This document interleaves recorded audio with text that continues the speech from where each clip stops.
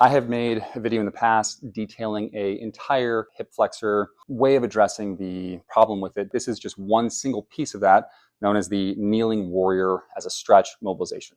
The way this will work, we're going to use the power plate for this in office because we can turn this on, make the stretch more intense. At home, you can use the ground, so no elevated surface, or small stool, table, whatever, to make it a little bit easier to not have to go all the way to ground. The concept will remain the same regardless.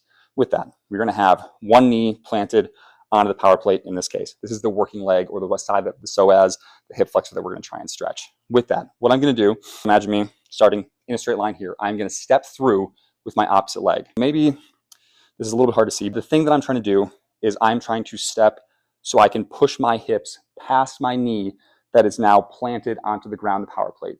If you're doing this correctly and kind of being able to step through and push the hips forward as much as possible, you probably will feel a little bit of stretch or activation already up in the front of the leg here, probably not in the abdomen maybe. So you should feel stretch in the front of the leg. Again, we're trying to push our hips as far forward as we can. I'm trying to illustrate that at least on the video, is that I'm trying to get as far forward as I can. I'm not right here doing one of these. I'm stepping through and forward, letting that knee in the back anchor me down, pushing my hips beyond that. You may have noticed with your keen observant eye that as I'm doing this stretch, I am pushing forward. I'm not staying rounded out over top of it. I am pushing my hips forward. I am staying and extending up in my chest, my torso as I do that, so that I'm really feeling that stretch in the front of the leg. From here, this may be as much of a stretch as you can tolerate. That is fine. Work with this, progress it as you do more. If you can do more, as we come up, torso goes away, we're going to lean away from it.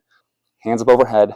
We are going to then move our body away from that side the whole time, trying to really think chest up, that I'm not like falling forward and twisting into it. I am up tall, staying in this line just from this side right here, moving away from it to feel that stretch while keeping pressure on the front. That should then light it up from the bottom of the ribs all the way to the front of the thigh there. Going to hold that, breathe through it as you're stretching.